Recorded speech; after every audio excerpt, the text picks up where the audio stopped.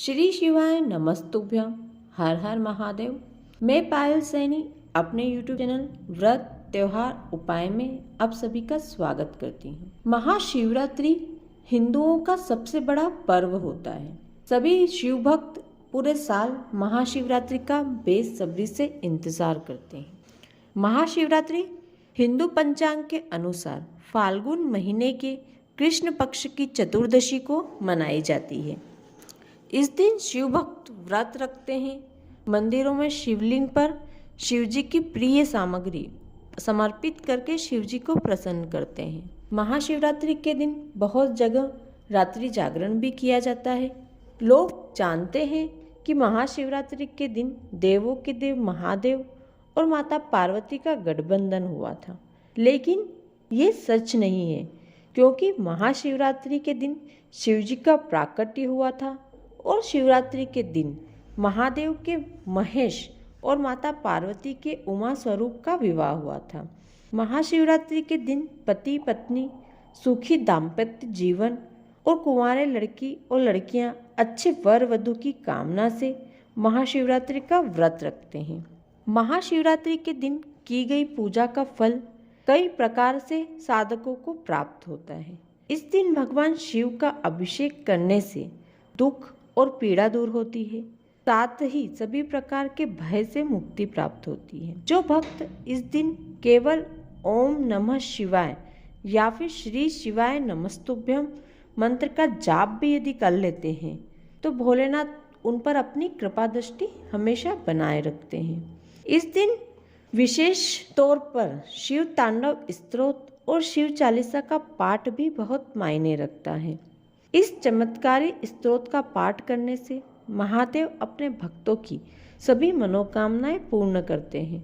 हिंदू मान्यता है कि महाशिवरात्रि के दिन भगवान भोलेनाथ पृथ्वी पर मौजूद सभी मंदिरों के शिवलिंग में विराजमान होते हैं।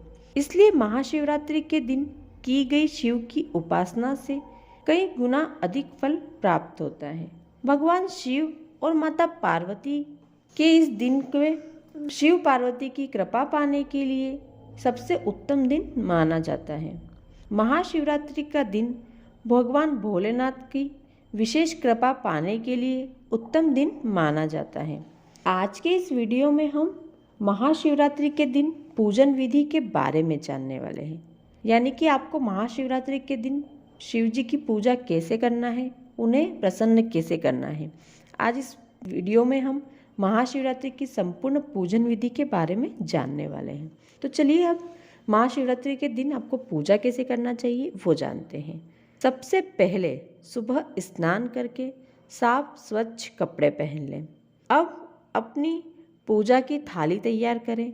यदि आप महाशिवरात्रि की पूजा में उपयोग होने वाली सामग्री की लिस्ट देखना चाहते हैं तो मैंने अपने YouTube चैनल पर महाशिवरात्रि की पूजन सामग्री का वीडियो डाला है।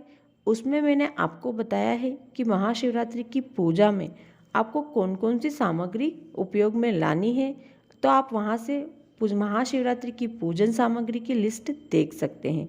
उस वीडियो की लिंक आपको वीडियो के डिस्क्रिप्शन में मिल जाएगी या फिर इस वीडियो के आखिरी में आपके मोबाइल की स्क्रीन पर वो वीडियो की लिंक आपको दिख जाएगी। आप वहां से वीडियो देख सकते हैं।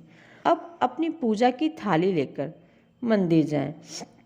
सबसे पहले मंदिर की चौखट को प्रणाम करें और अपने दोनों मस्तक पर अपने हाथों को छुआ लें। अब मंदिर के अंदर प्रवेश करें। अब मंदिर की घंटी को बजाएं। अब फिर सबसे पहले आसन बिछाकर भगवान भोलेनाथ के शिवलिंग के पास बैठ जाएं।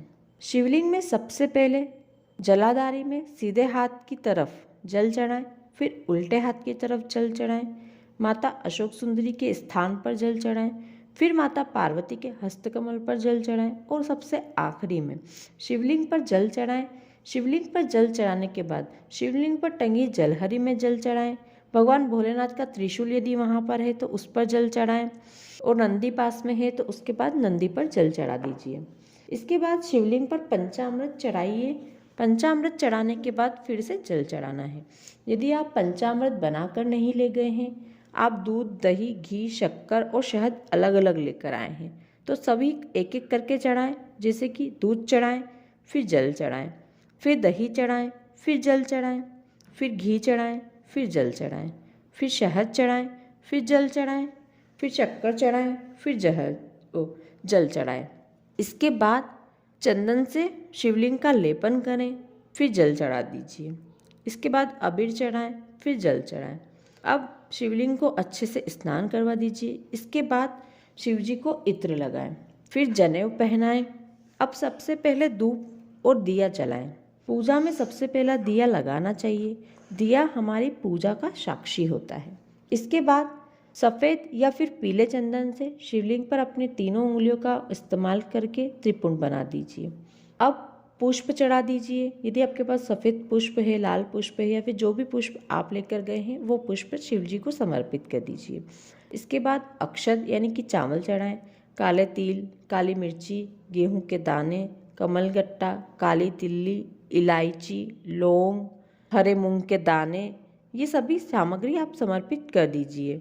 इसके बाद बेलपत्री, शमी पत्र, बेलफल, बेर, धतूरा, भस्म, भांग, ये सभी सामग्री भी शिव जी को समर्पित कर दीजिए। इसके अलावा भी यदि आपके पास कोई सामग्री है तो आप वो समर्पित कर दीजिए।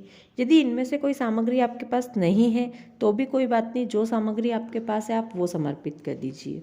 सभी सामग्री चढ़ाने के बाद भगवान भोलेनाथ को मीठे का भोग लगाएं। ध्यान रहे जो भी मीठा आप लेके गए हैं या तो उसके 3 हिस्से करके आप भोलेनाथ को भोग लगाएं या फिर एक हिस्से में आप बेलपत्र रखकर उस मीठे का भोग आपको शिव जी को लगाना है। मीठे का भोग लगाने के बाद जल से आचमन करवा दीजिए। अब कपूर से या फिर दिए से महादेव की आरती कर दीजिए। आरती करने के बाद अपनी झोली पसार कर बाबा से आपकी मन की कामना यदि कुछ है तो वो कह दीजिए, नहीं तो हाथ जोड़कर प्रणाम कर दीजिए। अब 3 बार ताली बजाकर बम बम भोले अवश्य बोलना है आपको। अब अपने थाली लेकर बाहर की साइड आए। यदि आपके मंदिर में शिवलिंग के पास नंदी नहीं है, थोड़ा दूर है, तो जब आप उठकर आ रहे हैं तब नंदी को जल चढ़ाएं और नंदी के कान में ओम नमः शिवाय अवश्य बोलें और थोड़ी देर नंदी के पास बैठकर महादेव के शिवलिंग को निहारें।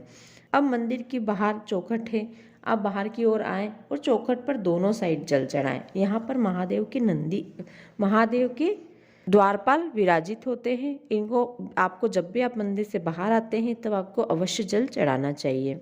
इसके बाद आप मंदिर की चौखट को अपने दोनों हाथ से प्रणाम करके छूकर अपने सिर पर, मस्तक पर अवश्य लगाएं। आपकी महाशिवरात्रि की पूजा संपूर्ण हो चुकी है। अब आप घर आ सकते हैं। तो दोस्तों ये थी आप महाशिवरात्रि के दिन आपको शिव जी की पूजा कैसे करना है उसकी संपूर्ण पूरी विधि।